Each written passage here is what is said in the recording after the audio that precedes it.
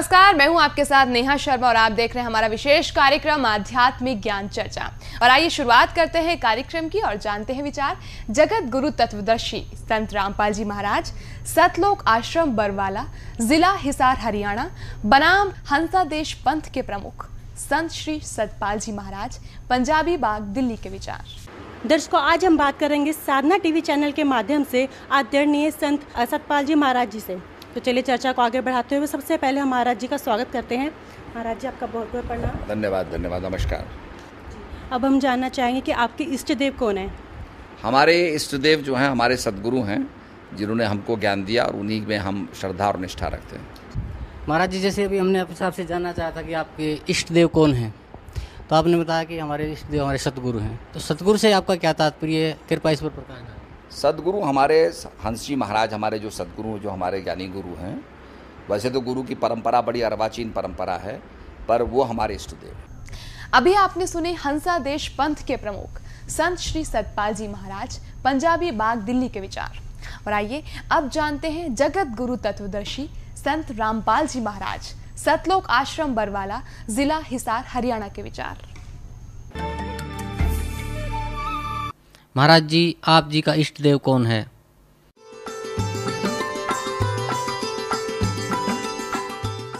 मुझ दास का जो इष्ट है, इष्ट देव है, वो परम अक्षर ब्रह्म है, जिसके पर्यायवाची शब्द परमेश्वर, सत्पुरुष, अकाल मूर्त, शब्द स्वरूपी राम आदि उसी परम अक्षर ब्रह्म के उपमात्मक नाम है। उनका वास्तविक नाम कबीर देव है, कबीर साहब है, अल्लाहु अकबर है। इसी परमेश्वर ने सर्व ब्रह्मांडों की उत्पत्ति की, सभी प्राणियों की। ये सर्व उत्पादक प्रभु है। सर्व उत्पादक का अर्थ होता है जिसने सभी आत्माओं का भी, वो जनक है, सभी आत्माओं की उत्पत्ति उसी ने की, सभी ब्रह्मांडों की उत्पत्ति उसी ने की, और 5 तत्व तथा 3 गुणों की उत्पत्ति भी उसी परमेश्वर परम अक्षर ब्रह्म ने की, कबीर देव ने की। और वही परमात्मा, वही परम अक्षर ब्रह्म, जिसे हम संत भाषा में सत्य पुरुष कहते हैं, वो भारतवर्ष की इस पावन धरती पर सन 1398 संवत 1455 ज्येष्ठ सुदी पूर्णमासी को सुबह ब्रह्म मुहूर्त में सतलोक से अपने निज स्थान से चलकर आकर एक शिशु रूप धारण करके कमल के फूल पर विराजमान हुई। वहां से उनको नीरू नीमा नाम के एक पति पत्नी थे। वो जुलाहा जाति से थे, जुलाहा कर्म करते थे। वो निसंतान थे, उनको उठाकर घर ले गए। परमात्मा जुलाहों की कॉलोनी में रहने से, जुलाहा समुदाय में रहने से और बड़े होकर जुलाहे का कार्य करने से वो जुलाहा कहलाए। ये मुझ दास के इष्ट देव हैं। अभी आपने सुने जगत गुरु तत्वदर्शी संत रामपाल जी महाराज, सतलोक आश्रम बरवाला, जिला हिसार हरियाणा के विचार। और आइए अब जानते हैं हंसादेश पंथ के प्रमुख संत श्री सतपाल जी महाराज, पंजाबी बाग, दिल्ली के विचार। अब हम जानना चाहेंगे कि आपके इष्ट देव कौन है? हमारे इष्ट देव जो हैं हमारे सदगुरु हैं, जिन्होंने हमको ज्ञान दिया और उन्हीं में हम श्रद्धा और निष्ठा रखते हैं। अभी आपने सुने हंसादेश पंथ के प्रमुख संत श्री सतपाल जी महाराज, पंजाबी बाग, दिल्ली के विचार। और आइए अब जानते हैं जगत गुरु तत्वदर्शी संत रामपाल जी महाराज, सतलोक आश्रम बरवाला, जिला हिसार हरियाणा के विचार। महाराज जी, इष्ट देव और सतगुरुदेव एक ही हैं या इनका अस्तित्व भिन्न भिन्न है? इष्ट देव पूज्य परमात्मा होते हैं और गुरुदेव उस परमेश्वर इष्ट का एक प्रतिनिधि होता है जो उस परमात्मा से मिलाने की विधि बताता है। जो संत अपने सतगुरु गुरु को ही इष्ट देव कहते हैं, उनको आध्यात्मिक ज्ञान कुछ भी नहीं है, वो आध्यात्मिक गुरु नहीं हो सकते। इस काल भगवान ने अपने नकली संतों के द्वारा, नकली महंतों के द्वारा, नकली झूठे इन आचार्य और शंकराचार्यों के द्वारा परमात्मा के यथार्थ मार्ग को लोप करवा रखे। इस दास को यह सेवा दी, इस सच्चीकरण की, परमात्मा के बच्चों तक यह सच्चाई पहुंचाने की, और दास उस पर परमात्मा की ही रजा से अग्रसर है और अंतिम श्वास तक इस सच्चाई को, परमात्मा के यथार्थ ज्ञान को ऐसे ही बोलता रहूँगा और परमात्मा के बच्चों तक ये संदेश पहुँचा के छोड़ूंगा। चाहे समय कितना ही लग जाए, ये समय आएगा। परमात्मा का साथ है, सद्ग्रंथ हमारे पास है। संत का जो शस्त्र है, संत का शस्त्र सद्ग्रंथ है, उसका ज्ञान होता है। तो कबीर साहब कहते हैं, और ज्ञान सब ज्ञानड़ी और कबीर ज्ञान सो ज्ञान, और जैसे गोला तोब का अब करता चले मैदान। उन्हीं तत्व ज्ञानहीन संतों में से बहुत से संतों, आचार्यों, शंकराचार्यों के ज्ञान का और सद्ग्रंथों के ज्ञान से तुलना करके समाज के पास पहुंचा दिया दास ने। उन्हीं में से कुछ शेष रहते हैं, उनको भी आपके रूबरू कर रहा हूं।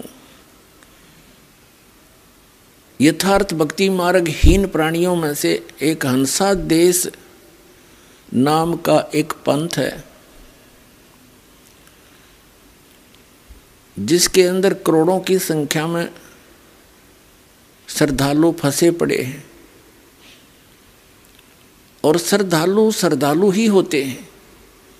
वो अपने भगवान पर ब्लाइंड फेथ करते हैं, अपने गुरु पर वो अंधविश्वास करते हैं। और श्रद्धालु का ये स्वभाव होना भी चाहिए, क्योंकि टीचर के वचनों पर स्टूडेंट ऑब्जेक्शन नहीं कर सकता, क्योंकि वो टीचर मान रहा है उसको।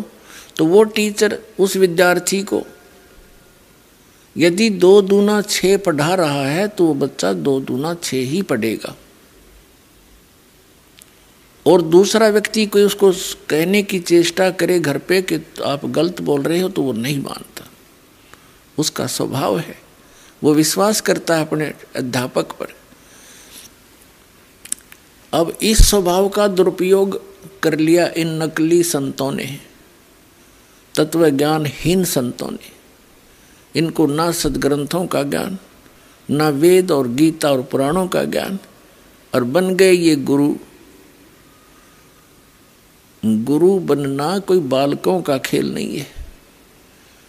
एक अनमोल मनुष्य जीवन के साथ खिलवाड़ करना और उसका भार अपने सिर पे रखना, ये बहुत बड़ा अपराध है परमात्मा के विधान में। अब आपके रूबरू करते हैं अंसा देश नाम का एक पंथ है, उसके प्रवर्तक हैं श्री हंस राम सिंह, जिनको बाद में हंस जी महाराज कहा जाता था। हंस जी महाराज एक बहुत ही पुण्यकर्मी प्राणी थे, एक बड़े महात्मा थे। उनके 2 पुत्र हुए, एक का नाम है श्री सतपाल जी महाराज और दूसरे का नाम है श्री प्रेम जी महाराज, जिसको बाल योगेश्वर भी कहते हैं, और जिसका अधिक प्रचार अमेरिका के अंदर है और यहाँ भी बहुत सा है, यहाँ बहुत कम आता है। अब ये संत हैं, गुरु हैं, अध्यापक हैं, और हमारा जो सिलेबस है, हम विद्यार्थी हैं, आप जी विद्यार्थी हैं, और हमारा आध्यात्मिक जो पाठ्यक्रम है, सिलेबस है, पवित्र श्रीमद् भगवत गीता, पवित्र चारों वेद और पवित्र पुराण और पवित्र कबीर वाणी, कबीर सागर, कबीर साखी, कबीर बीजक, ये मानव समाज का एक विधान है, एक सिलेबस है, यह अध्यात्म का विधान है। जो व्यक्ति अपने सद्ग्रंथों के विपरीत ज्ञान प्रदान करता है तो वो teacher out of syllabus study करा रहा है, आउट ऑफ सिलेबस टीचिंग कर रहा है, अपने पाठ्यक्रम से अलग पढ़ा रहा है। जैसे कोई अध्यापक पाठ्यक्रम के अतिरिक्त ज्ञान देता है तो वो टीचर ठीक नहीं, वो शत्रु है विद्यार्थियों का। तो ये कार्य वर्तमान के सभी संत, महंत और आचार्य, शंकराचार्य कर रहे हैं। ये दास बड़ी श्रद्धा से इन्हीं धर्म गुरुओं को तत्व ज्ञान युक्त मानकर इनसे प्राप्त ज्ञान के आधार से वही सर्व पूजाएं किया करता था। जिस दिन से ये तत्व ज्ञान की रोशनी हुई, आत्मा को एक धक्का लगा कि इतना अनमोल जीवन मनुष्य का, और ये हम भांग का भाड़े खो रहे थे। धार्मिकता का दावा करते हुए हम कोरा अज्ञान ग्रहण किए हुए थे। श्रीमद् भगवत गीता अध्याय 16 के श्लोक 23-24 में कहा है कि शास्त्र विधि को त्याग कर जो मनमाना आचरण करते हैं उनको न तो सुख होता है, न उनकी गति होती है, न ही उनको कोई सिद्धि प्राप्त होती है, अर्थात व्यर्थ, यूजलेस।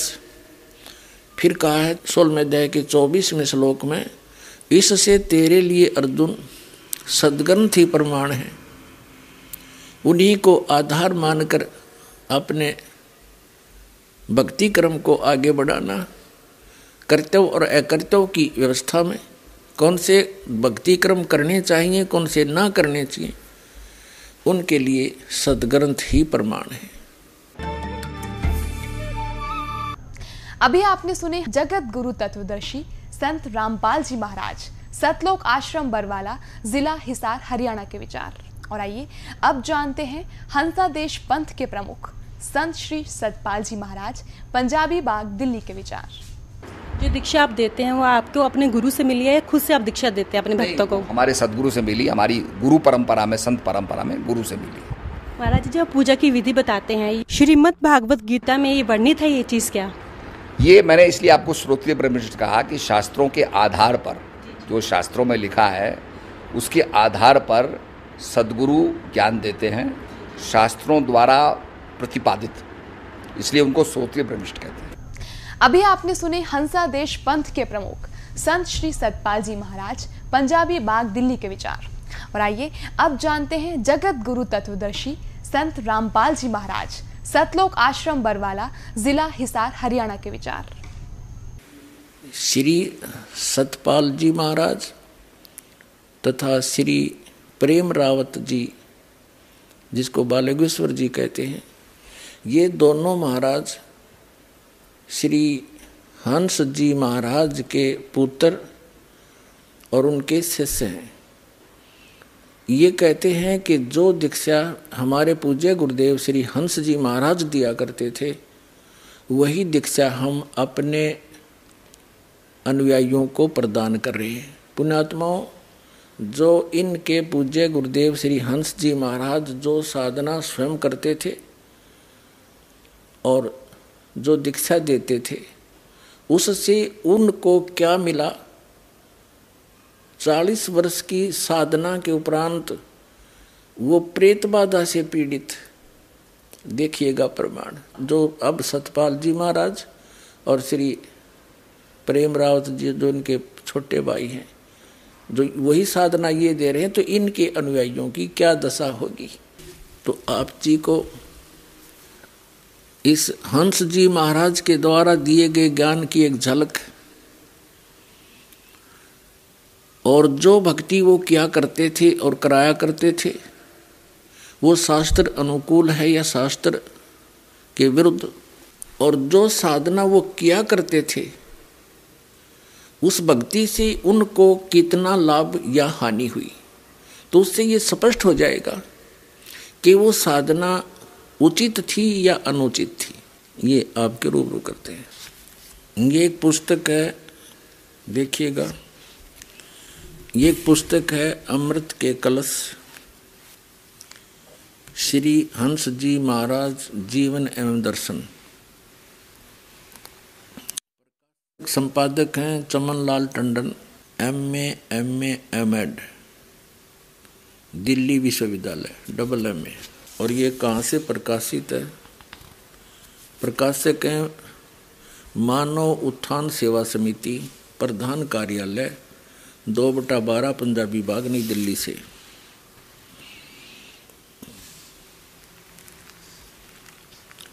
मुद्रक में photo composing Rajeshwari photo setters private limited, 2/12 Punjabi Bagh, नई दिल्ली से।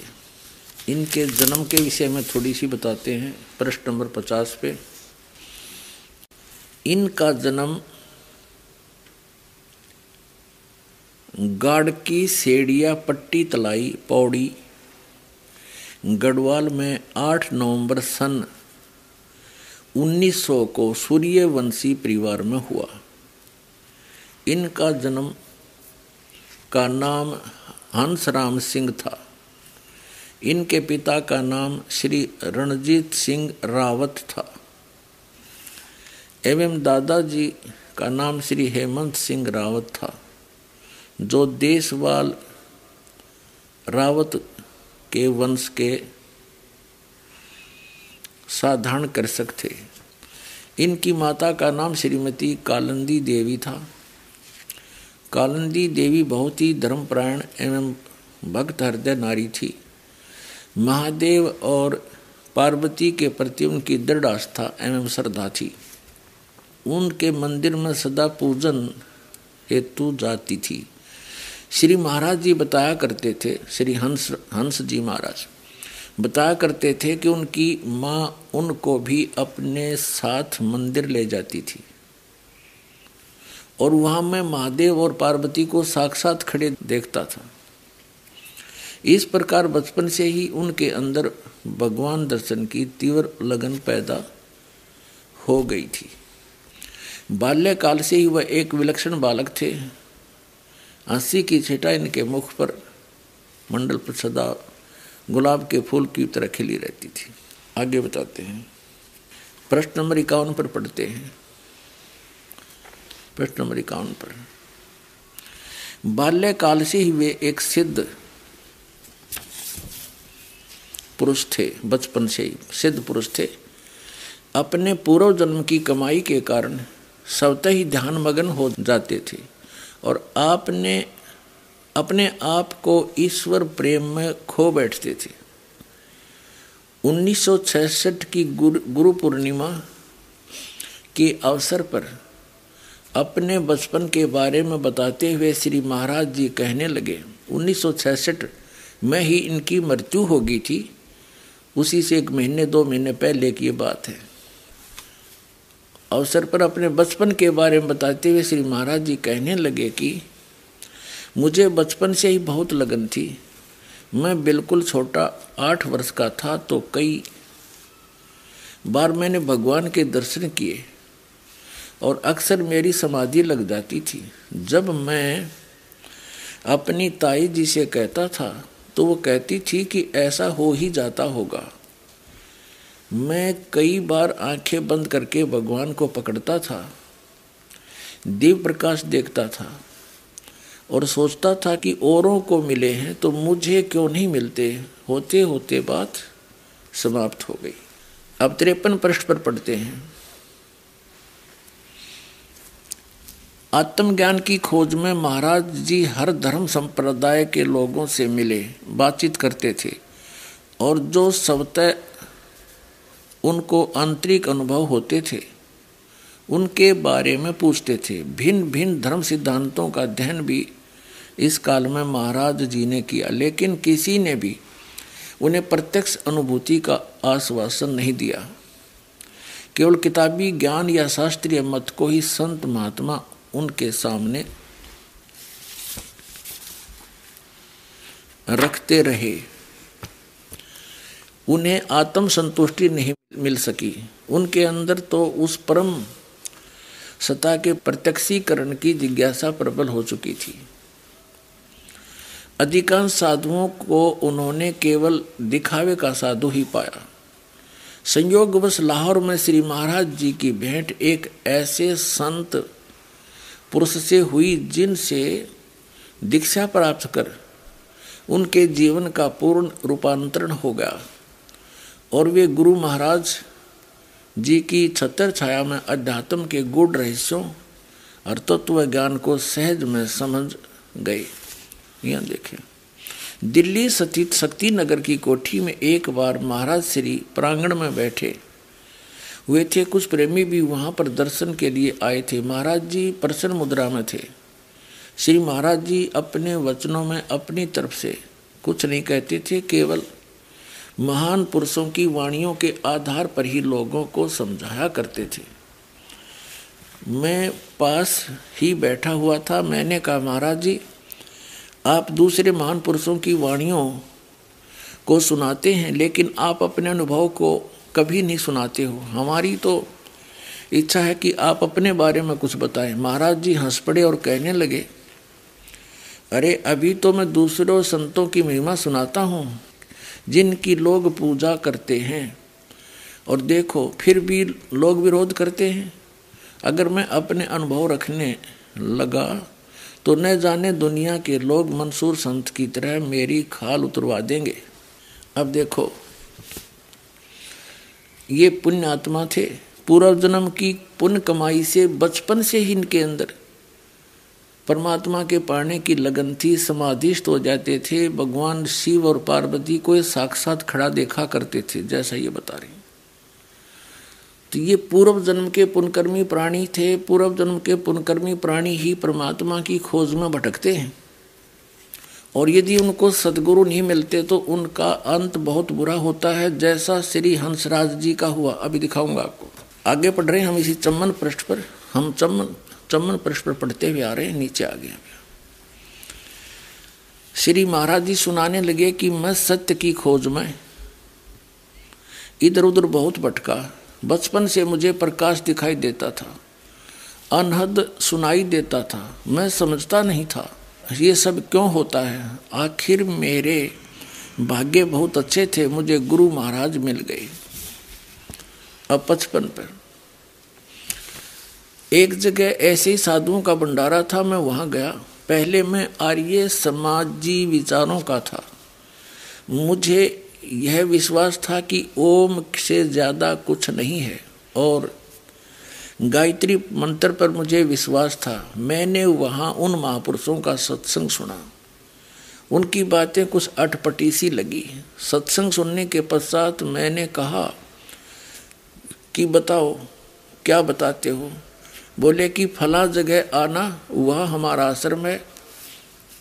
मैं वहाँ पहुँचा। बारिश हो रही थी, कपड़े भीग गए थे। बारिश में भीगता हुआ गया था। महात्मा जी मुझे देखते ही हंस पड़े। उन्होंने कहा कि कल आना, कल बताऊंगा। मैंने एक बड़ा भारी दृष्टांत प्रस्तुत किया। अब हम आगे चलेंगे, अपने मतबल का पढ़ेंगे। 57 पर आ जाते हैं। 57 पृष्ठ पर हम पढ़ रहे हैं अमृत के कलश पुस्तक। अगले दिन मैं कितनी मुश्किल से पहुंचा, यह एक लंबी कहानी है। वर्षा हो रही थी, रास्ते में नदी पड़ती थी। नदी को पार करके मैं रास्ता भूल गया, लेकिन ढूंढते ढूंढते आश्रम तक पहुंचा तो गुरु जी ने कहा आ गए। भीग गया था फिर और वस्त्र पहने मैंने। तब उन्होंने एक प्रेमी से कहा कि कमरे में कुछ बिछा दो। फिर मुझे वहाँ ले गए और आसन पर बैठाया।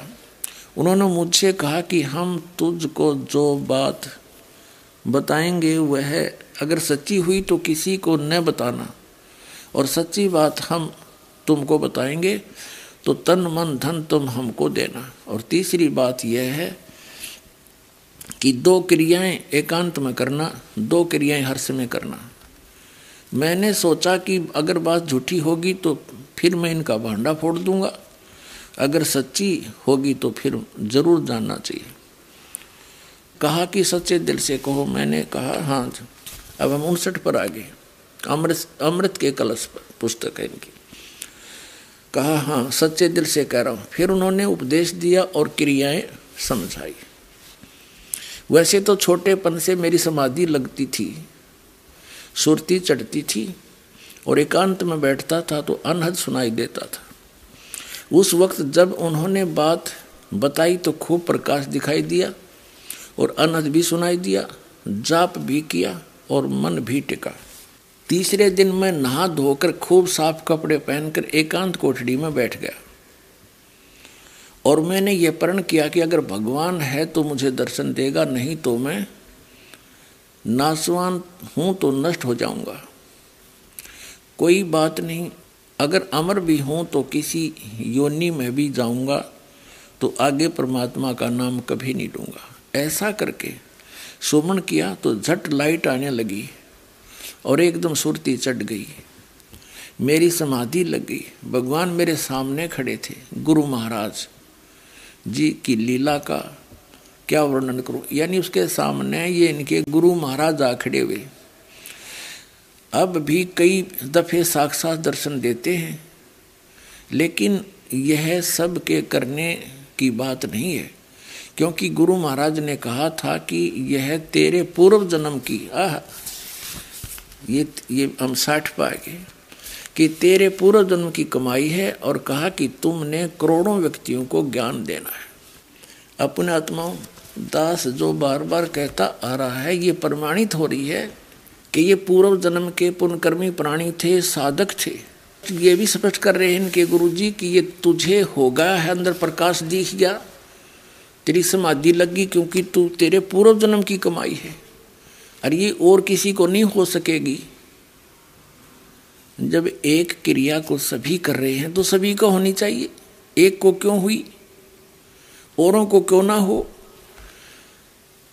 तो ये बड़ा एक झंझट है, काल का जाल है, और अब इसको समझना अच्छी तरह से, अपने आप को बचाना है हम सब ने। ये पुण्यकर्मी प्राणी थे, पिछले पुण्यकर्म इसके बहुत ज़्यादा भक्ति थी। जैसे इन्वर्टर की बैटरी चार्ज होती है, आगे चाहे चार्जर लगाओ चाहे ना लगाओ उसमें, फिर भी उससे बहुत कुछ लाइट जगती है, पंखे भी चलते हैं। और जब चार्जर के अभाव से उसकी पूर्व की अक्षमता समाप्त हो जाती है, एक ही दम सब सुविधाएं बंद हो जाती हैं। और यही दशा इस हंस जी महाराज के साथ हुई, अभी प्रमाणित करते हैं। अब ये आर्य समाज के विचारों से प्रभावित था और ओम नाम का जाप करता था। एक ऐसा अनाड़ी संत मिल गया इस पुण्यात्मा को, उसने वो ओम नाम भी छुड़वा दिया।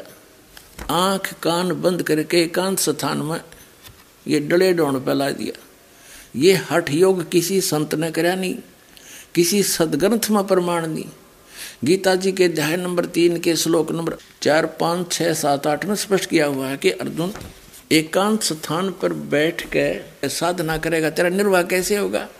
तो ऐसे कर्म तो ढोंगी लोग करते हैं, पाखंडी। ये देखिएगा, ये श्रीमद् भगवत गीता जयदयाल गोविंद का इसके अनुवादक हैं, गीता प्रेस गोरखपुर से प्रकाशित है। अध्याय नंबर 3 का। ये है अध्याय नंबर 3 और श्लोक नंबर हम 4 से पढ़ेंगे। मनुष्य ने तो कर्मों का आरंभ किए बिना निष्कर्मता को यानी योग निष्ठा को प्राप्त हो सकता है, और न कर्मों के केवल त्याग मात्र से सिद्धि यानी सांख्य निष्ठा को प्राप्त हो सकता है। 5वां, निसंदेह कोई भी मनुष्य किसी काल में क्षण मात्र भी बिना कर्म किए नहीं रह सकता, क्योंकि सारा मनुष्य समुदाय प्रकृति जन गुणों द्वारा परवश कर्म करने के लिए बाध्य किया जाता है। अब आगे देखो 6वां श्लोक। अब ये 6वां श्लोक है। 6वां श्लोक 5वां हमने पढ़ लिया। जो मूढ़ बुद्धि मनुष्य यानी मूर्ख समस्त इंद्रियों को हठपूर्वक ऊपर से रोककर मन से इंद्रियों के विषयों का चिंतन करता रहता है, वह मिथ्याचारी दम्भी यानी पाखंडी कहा जाता है।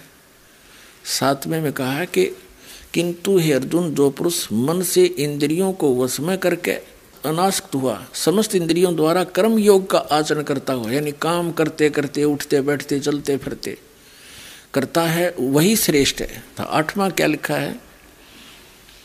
अध्याय 3 का 8वां श्लोक। तू शास्त्र विहित कर्तव्य कर्म कर, जो सदग्रंथों में प्रमाण है वो कर्म कर, उसके अनुसार साधना कर, करने योग्य कर्म कर, क्योंकि कर्म न करने की अपेक्षा कर्म करना ही श्रेष्ठ है, तथा कर्म न करने से तेरा शरीर निर्वाह भी तो नहीं सिद्ध होगा।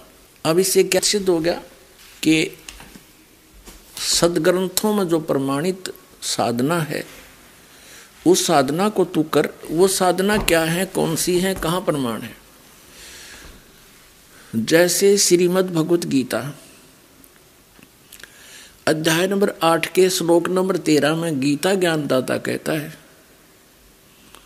ओम इति एकाक्षरम ब्रह्म व्यवहारण माम अनुसमरण यह परियाति तजन देहम स याति परमाम गति। मुझ ब्रह्म का एक ओम अक्षर है, नथिंग एल्स, बस यही है। उच्चारण करता हुआ जो व्यक्ति शरीर त्याग कर जाता है यानी इसका स्मरण करता हुआ, उच्चारण करके स्मरण करता हुआ जो व्यक्ति शरीर त्याग कर जाता है, स याति परमाम गति, वो ओम मंत्र से मिलने वाली परम गति को प्राप्त होता है। गीता जी में इसके अतिरिक्त कोई मंत्र नहीं है इस ब्रह्म की साधना का। फिर इसमें 2 परमात्माओं का विशेष रोल है, एक ये गीता ज्ञानदाता, एक परम अक्षर ब्रह्म। गीता ज्ञानदाता श्री कृष्ण जी में प्रवेश करके बोल रहा है, ये ब्रह्म है। श्री कृष्ण जी के अंदर बोल रहा है, ये ब्रह्म है, सरपुरुष है, इसको ज्योत स्वरूपी निरंजन काल भी कहा है कबीर परमेश्वर ने।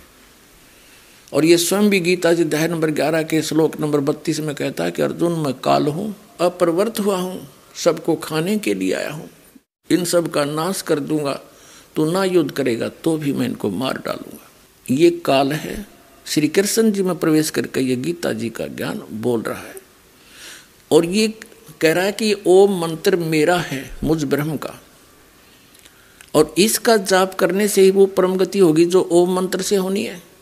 ओम मंत्र से कहाँ जाएगा व्यक्ति? ब्रह्मलोक में जाएगा। और ब्रह्मलोक पर्यंत भी पुनरावृत्ति के अंदर वहां गए हुए प्राणी भी वापस आते हैं, उनका भी जन्म मृत्यु सदा रहता है। 8वें अध्याय के 16वें श्लोक में गीता जी में स्पष्ट किया है। और गीता ज्ञानदाता गीता अध्याय नंबर 2 के श्लोक नंबर 12 में, गीता अध्याय नंबर 4 के श्लोक नंबर 5 और 9 में ये स्पष्ट करता है कि अर्जुन, तेरे और मेरे बहुत जन्म हो चुके हैं, तू नहीं जानता, मैं जानता हूं। मेरे जन्म और कर्म दिव्य हैं। श्रीमद् भगवत गीता अध्याय नंबर 10 के श्लोक नंबर 2 में भी ये स्पष्ट करता है कि मेरी उत्पत्ति तो हुई है, लेकिन मेरे जन्म को ये देवता लोग और ऋषि लोग नहीं जानते, क्योंकि ये मुझसे उत्पन्न हुए। और इसकी उत्पत्ति यानी पिता की उत्पत्ति को कौन बता सकता है? दादाजी बता सकते, यानी पिता के पिता। तो बच्चों को अपने पिता की जन्म के बारे में जानकारी नहीं होती। तो ये जितने भी यहाँ 21 ब्रह्मांड के अंदर प्राणी हैं, ये सभी काल और दुर्गा से उत्पन्न हैं। तो हम यहाँ के प्राणी इस काल के जन्म को कैसे जान सकते? इस ज्योत स्वरूपी निरंजन काल के पिता ने, ब्रह्म के पिता ने, यानी कबीर परमेश्वर जी ने, उस अमर पुरुष ने आकर के इसकी जन्म तिथि बताई। आइए अब हम उन श्रद्धालुओं के अनुभव जानते हैं जो जगत गुरु तत्वदर्शी संत रामपाल जी महाराज जी से दीक्षा प्राप्त कर चुके हैं तथा उनके द्वारा बताए गए भक्ति मार्ग पर चल रहे हैं। क्या नाम है जी आपका?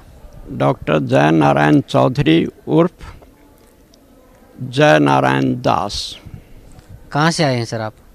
मैं मधुबनी जिला बिहार से। क्या काम करते हैं आप? मैं मेडिकल प्रैक्टिस कर रहा हूँ। संत रामपाल जी महाराज की शरण में कैसे आए? उसका मुख्य कारण था मेरी लड़की की बीमारी।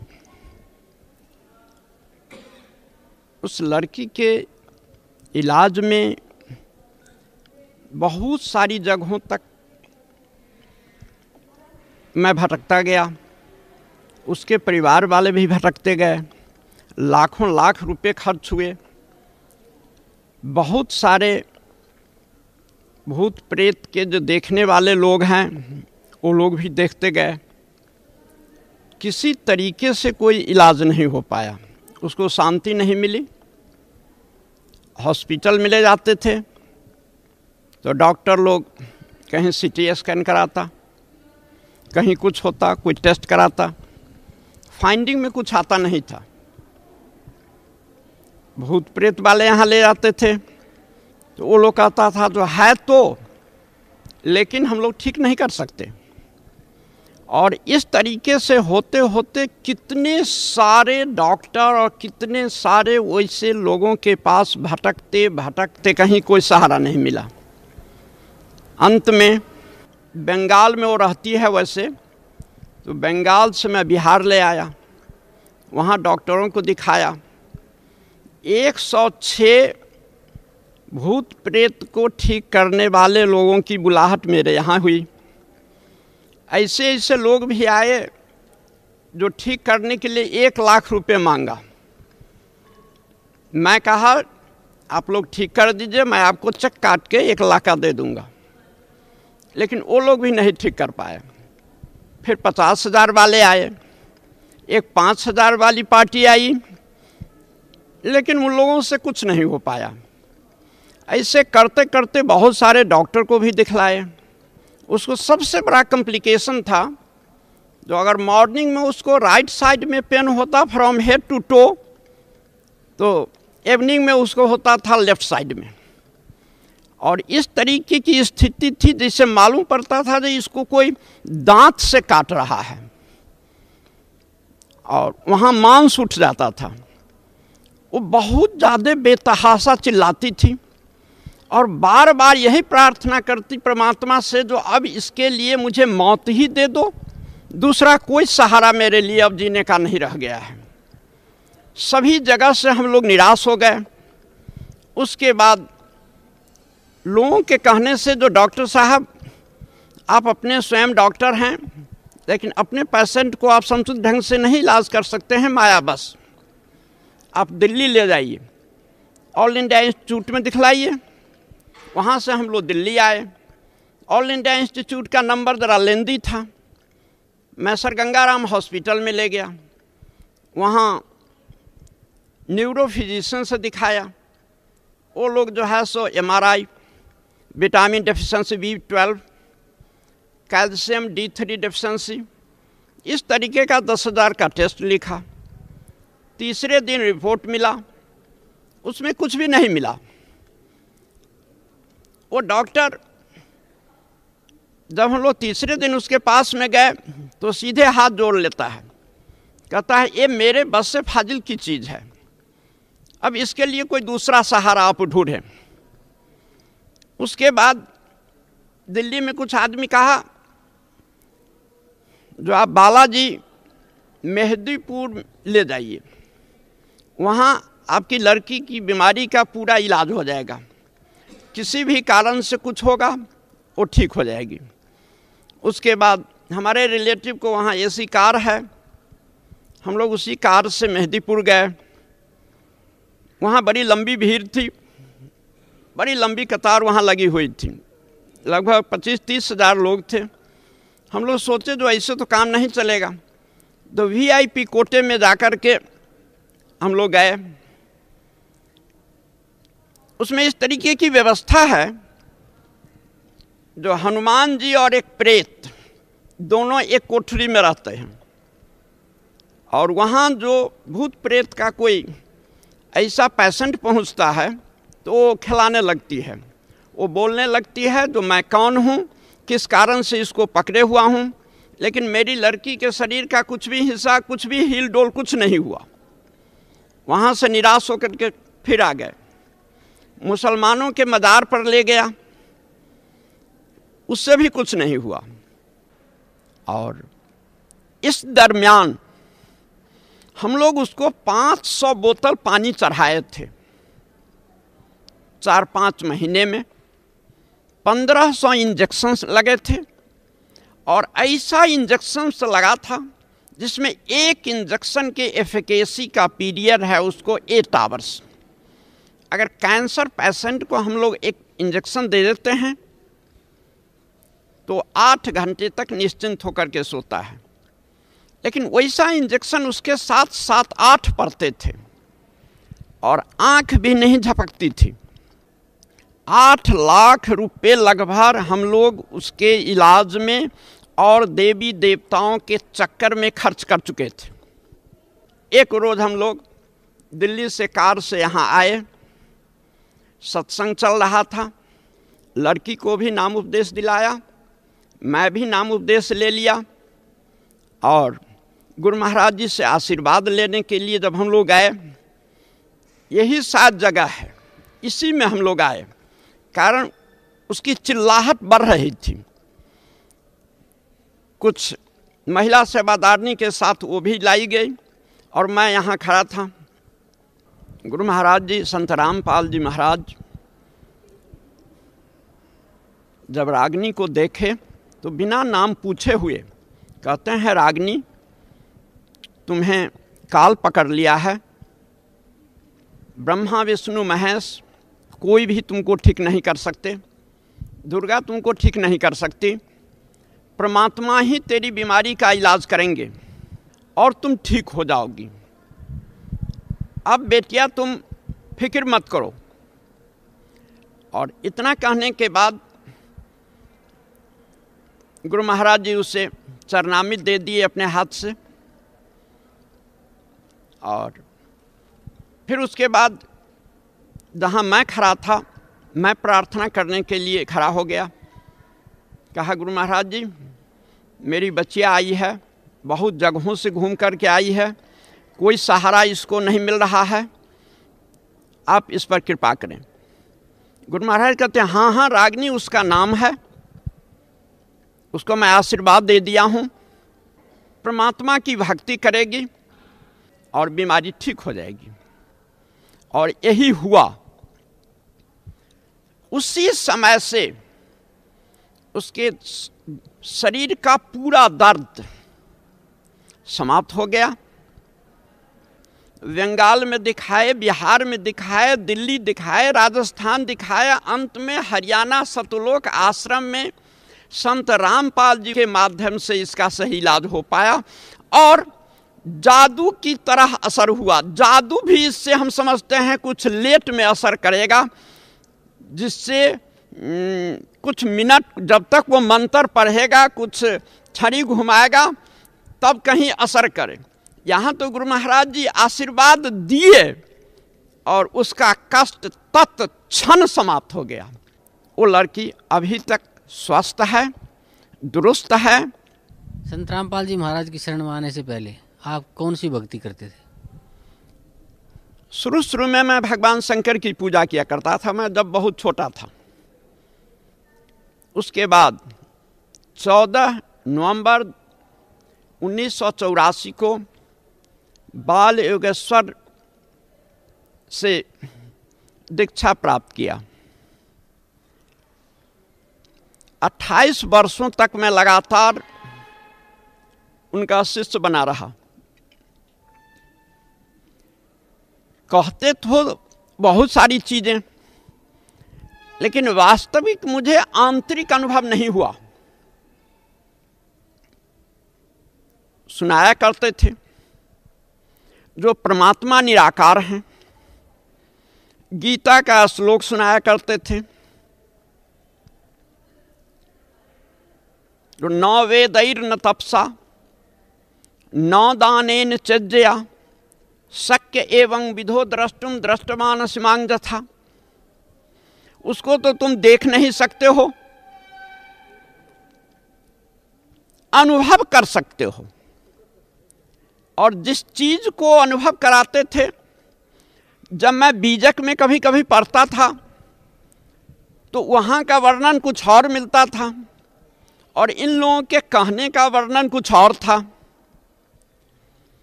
तो मुझे इस तरीके की स्थिति महसूस हुई जो मैं बुरी तरीके से ठगा जा रहा हूँ। मैं 8 वर्षों से केंद्र सहायक था। मेरे चलते बहुत सारे लोग उनके शिष्य हो गए। मुझे कुछ भी अनुभव नहीं हुआ।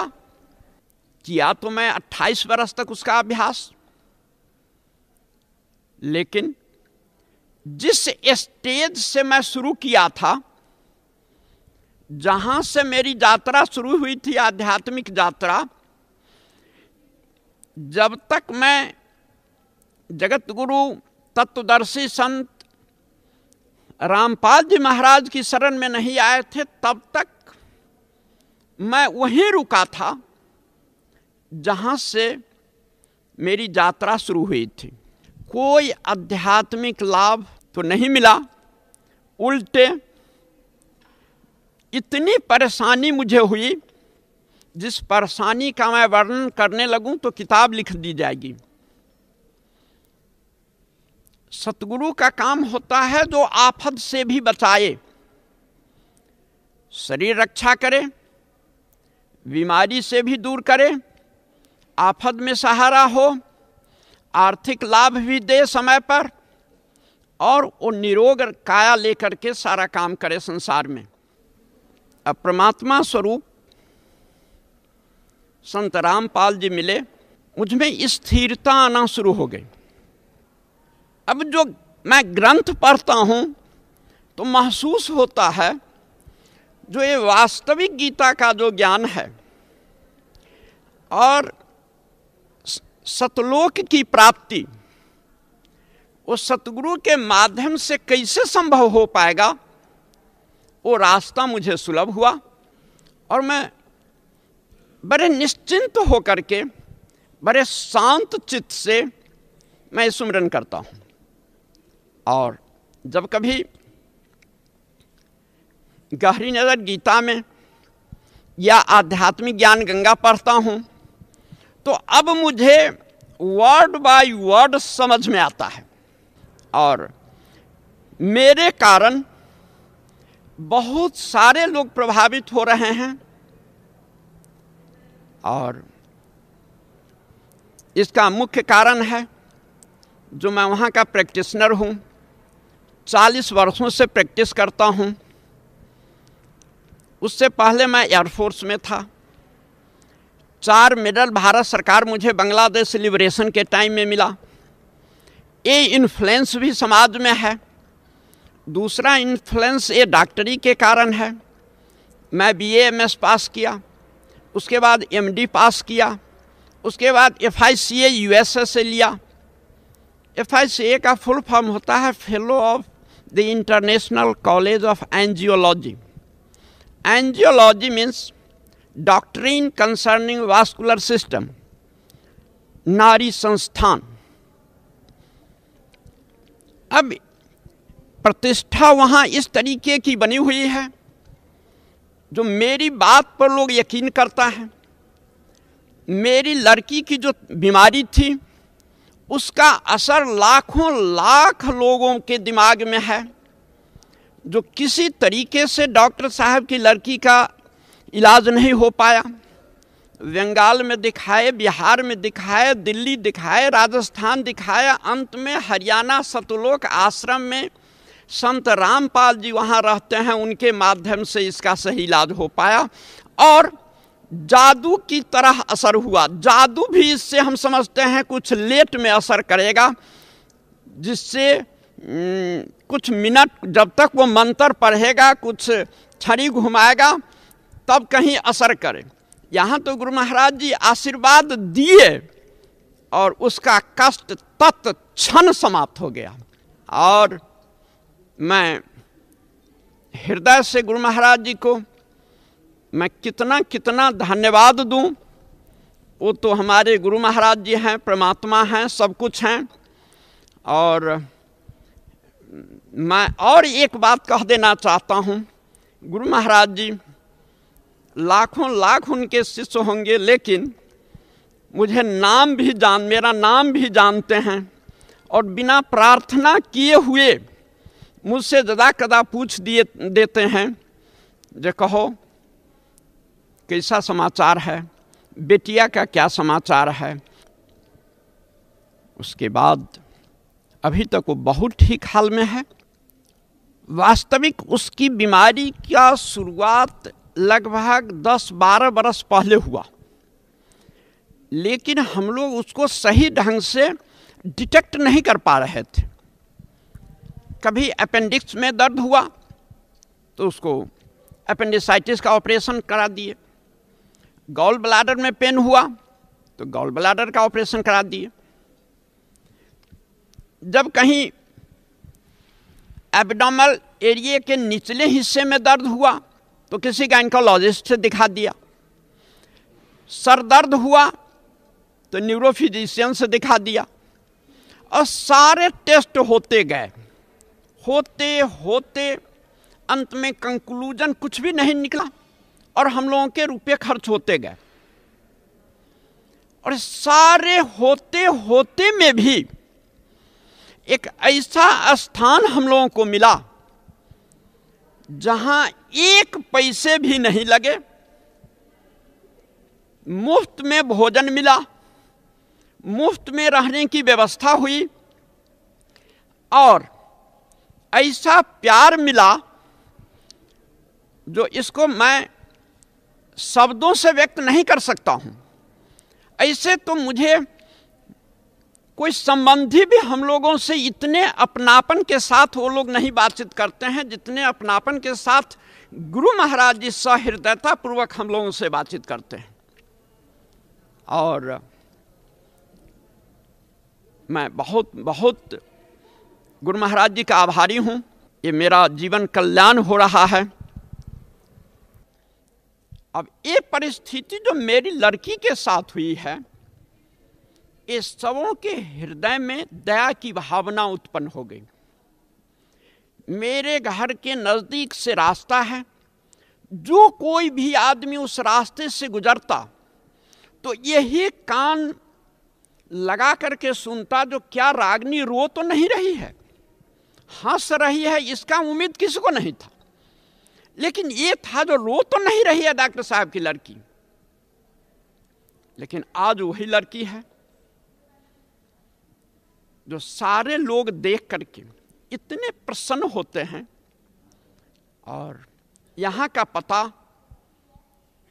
कितने लोग याद कर लिया, आया नहीं है बहुत लोग, लगभग 50 लोग मेरे साथ यहाँ आकर के उपदेश ले लिया।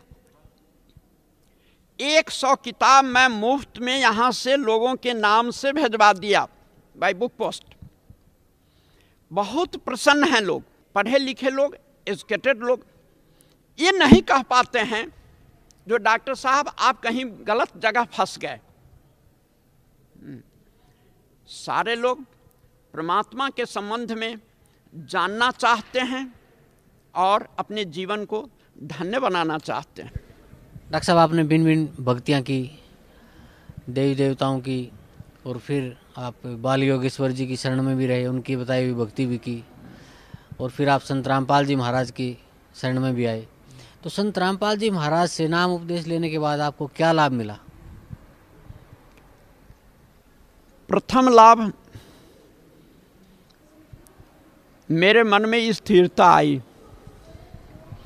दूसरा लाभ, मेरी लड़की की जो बीमारी थी, जिसका इलाज करा करके हम लोग विभिन्न जगहों से, विभिन्न डॉक्टरों से, हॉस्पिटल से, विभिन्न और भूत प्रेत के जानकारों से दिखला करके कहीं भी फायदा नहीं हुआ था। वो संत रामपाल जी महाराज की शरण में आने से तत्क्षण फायदा हुआ। और इसका जीता जागता उदाहरण मेरी लड़की मेरे बगल में है। अब उसके सेहत को देख लीजिए और उससे दो चार बातें जो पूछनी है उस बीमारी के संबंध में आप स्वयं पूछ सकते हैं। बहन जी, क्या नाम है आपका? रागिनी। कहाँ से आए? बिहार से। आपको क्या तकलीफ थी? बहुत बड़ा बीमारी हो गया था। जो आपको पिताजी ने बताया वो सत्य है क्या? हाँ, सत्य है। तो आपकी बीमारी कैसे ठीक हुई? यहाँ संत रामपाल जी महाराज के सामने आके बहुत दया किए, इसलिए मैं ठीक हो गई। धन्यवाद बहुत। डॉक्टर साहब, आपके पूज्य गुरुदेव संत रामपाल जी महाराज ने जो वेदों का, पवित्र गीता जी का जो अनुवाद किया है, और वर्तमान के कुछ संस्कृत के विद्वान ये कहते हैं कि संत रामपाल जी महाराज को संस्कृत नहीं आती, तो उसके बारे में आपका क्या कहना है? देखिए, मैं भी संस्कृत पढ़ा और गीता भी पढ़ना जानता हूँ संस्कृत में। बहुत सारे संस्कृत के ग्रंथ भी पढ़ता हूँ। संत रामपाल जी महाराज जिस ढंग से गीता का विवेचन किए हैं, शायद इस ढंग से किसी और टीकाकारों ने नहीं किया। मैं विभिन्न टीकाकारों के पुस्तक को मैं पढ़ा, लेकिन टू द पॉइंट जिस तरीके से इनका उत्तर है और इनका अनुवाद है, इस तरीके से किसी भी संस्कृत जानकारों की किताबों में नहीं है। एक श्लोक है जो सर्वधर्मान परित्यज्य मामेकं शरणं व्रज। सारे अनुवादक व्रज को आना लिखा, जो मेरी सारे धर्मों को छोड़ करके तुम मेरी शरण में आ जाओ, जबकि व्रज का माने होता है जाना। अब तो ये समझ की बात है, जो जहाँ जाने की बात है वहाँ आना प्रश्न का उत्तर मिल रहा है। तो इसी से समझा सकता है जो दूसरे लोग दूसरे श्लोक सबका भी किस तरीके का अनुवाद किया होगा, और समझदार लोग समझ जा सकते हैं। जो अनुवाद गुरु महाराज जी का है, जिस तरीके की व्याख्या गुरु महाराज जी कर रहे हैं, ये अकाट्य है, भाषा के अनुरूप है, अध्यात्म के अनुरूप है, ज्ञानियों के लिए एक बहुत अच्छा पथ प्रदर्शन भी है। भगत समाज को क्या संदेश देना चाहते हैं? मैं भगत समाज को मेरे तरफ से यही संदेश है, जो संत रामपाल जी महाराज एक संत ही रूप में नहीं आए हैं, ये परम ब्रह्म परमात्मा स्वरूप हैं। इनकी आज्ञा को शिरोधार्य करके अपने जीवन को धन्य बनाइए और शाश्वत लोक को प्राप्त कीजिए। धन्यवाद आपका बहुत बहुत।